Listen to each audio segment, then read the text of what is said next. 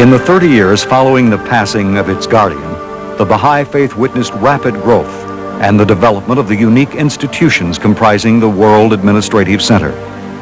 The Universal House of Justice, the people of Baha mentioned in the Tablet of Carmel, was first elected in 1963. The institutions of the Continental Boards of Counselors and the International Teaching Center were created to carry on the functions of protection and propagation. In the face of the extreme hardships caused by the cruel persecutions of the Baha'is in Iran, and strengthened by the sacrifices of scores of heroic martyrs, the worldwide Baha'i community successfully completed the second of the 5 monumental structures on the Ark, the seat of the Universal House of Justice.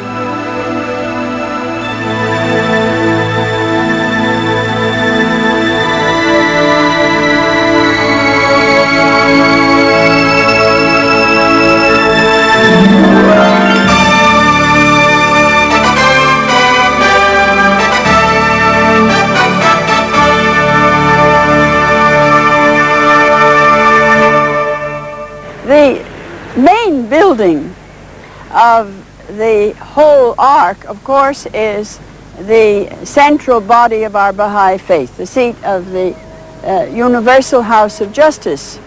And if you look at the building, under the dome, up under the portico, is the meeting chamber of the members of the House of Justice, which at present is composed of 9 people. And they meet a number of times a week in order to discuss the affairs of the Baha'i faith and the administrative problems that have arisen, and of course other matters that concern them. And this is the guidance and the adaptation of these teachings to the momentary needs of the development of the Baha'i faith and to our fellow men in any way we can help them, that flows from that building in the center of the Ark. It's a tremendously impressive operation that goes on here, spiritually and practically. On April 30th, 1987, the Universal House of Justice announced that the Baha'i world is finally within reach of the realization of the beloved guardian's vision for the Ark on God's holy mountain. In these closing years of the 20th century, the attention of the Baha'i world will be focused on 5 closely related projects of great importance. Abdu'l-Baha envisioned terraces extending from the foot of the mountain to its crest.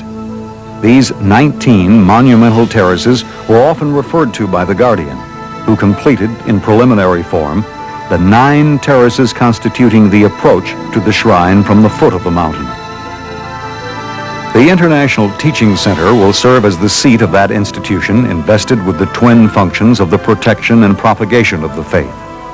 Established in 1973, the International Teaching Center brings to fruition the work of the hands of the cause of God residing in the Holy Land and provides for the extension of their functions into the future.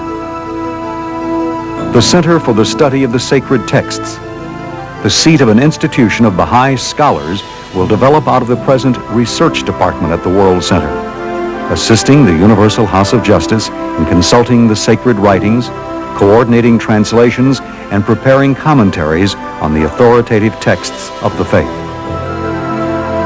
The basement of the archives building erected by the Guardian will be extended westward to accommodate the central office of the ever-growing archives at the World Center, preserving for future generations the sacred texts, relics, and historic documents of the faith.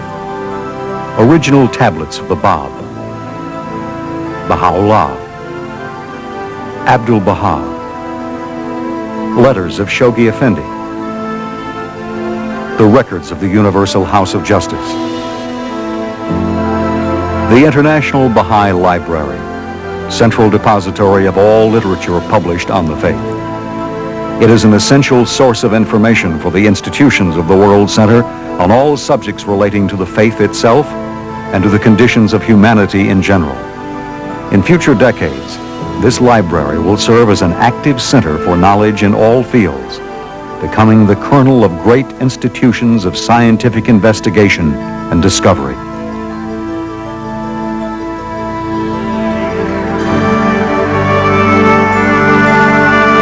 magnitude and significance of this undertaking, the sense of being a part of history in the making, has a powerful impact upon Baha'i pilgrims who come here from all over the world.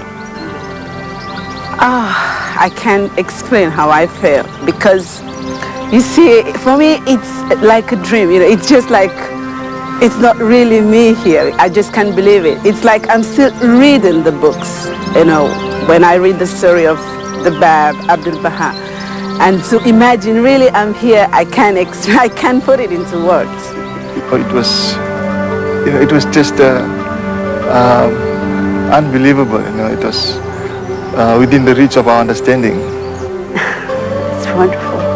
It's incredible. Sí, bien, feliz, como contento y me alegro, pero Yes, it's wonderful.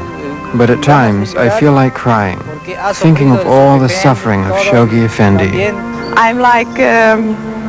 I'm overwhelmed by the beauty and the sacredness of even these buildings, you know, the administration buildings. But even these buildings are very holy to me and very beautiful, and, well, it uplifts you when you are here. I wish all the Baha'is in the world could be here. It would give them an idea of the grandeur and the stature of the faith. The Chinese, we have an expression that we say that a person is not great until they have visited the Great Wall. But when I come here, I feel such beauty, such magnificence, that I feel that coming here makes one feel much greater than the Great Wall. The feeling one gets when one walks up the steps to the seat is that this is the promised kingdom of God, and that we are experiencing it right here in the Holy Land. It is a reality. It is not a prophecy anymore.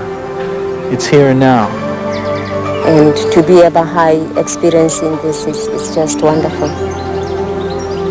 Wish you could share it with everybody in just one word and say, here it is.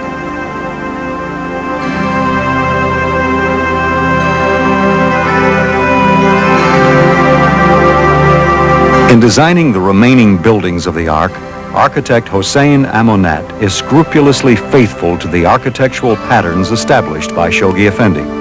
And the buildings are really elements to decorate the gardens. They are pavilions in the gardens. They are of the gardens secondary to the buildings themselves. I have tried to keep the spaces in between the buildings maximum and make the outer part of these buildings, the symbolic part of them, the pavilions as what I call them, minimum but functional. That means you have a building which has to be very beautiful and in harmony, as the Guardian has mentioned. On one hand, you are really building a monument. On the other hand, you are building something very functional. This is really why these buildings are looking like that, because they are going to be here for 1,000 years at least. Because of that, we are building these buildings in a way, in terms of durability, that they would last for a very, very long time. That's why the cost per square meter of these buildings are higher than an ordinary building. And it's really a present that the Baha'i faith gives to the whole world for a period of the history of mankind.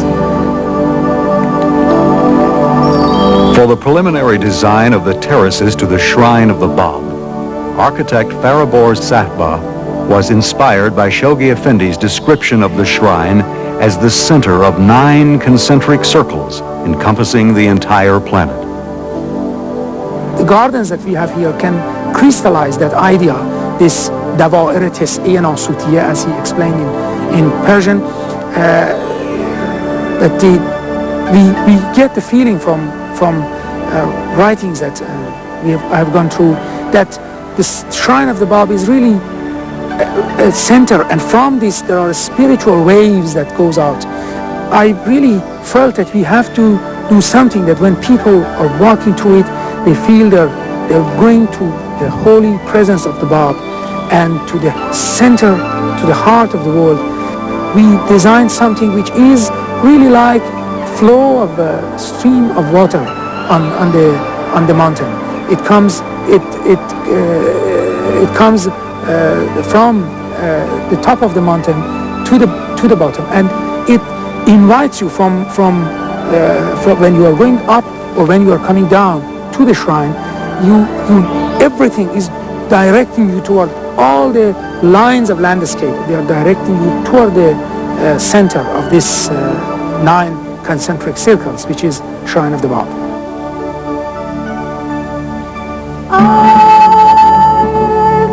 Of the ages,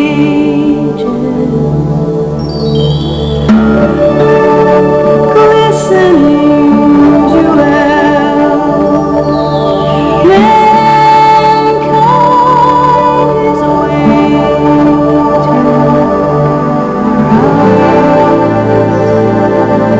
to see you.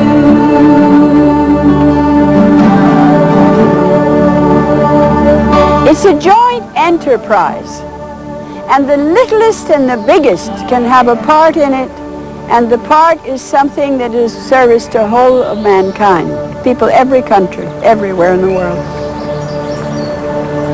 It must make us wish to sacrifice ourselves more and work relentlessly and tirelessly unto the end of the century, when that great blessed moment will come when our eyes will witness the lesser peace. And all their detractors and all those who question the power of the cause of God will see before them how great this cause is. We have to work hard to contribute to the fund to get those buildings up. We have to talk and teach as never before, because this is for everybody. This is our hope, yes, hope of the world. It might well be the last major project we'll ever get to do, and the Baha'i should not be deprived of this privilege. Anything that any of us can do, we would willingly do, whatever service. And it's the Baha'is that are going to have to sacrifice not just money, but also in service and also their lives. I think we see with the martyrs that their sacrifice at this particular time is very important, because this is the time where the Baha'is have to grow the most. And this is the time where the sacrifices are the most needed. And I feel that's why the sacrifices are coming at this time. No matter what the House of Justice asks us to do, we will be ready. We will be willing, even if it means the last and only thing we have, we'll be ready. I personally will be ready to give it in. And in thousands of years from today, people will walk on these mountains and they will see that there was a wonderful generation of Baha'is who sacrificed themselves, who gave themselves to God, and who built this wonderful, wonderful World Center. I don't think it's too difficult. It's just easy when we realize how important task it is for us.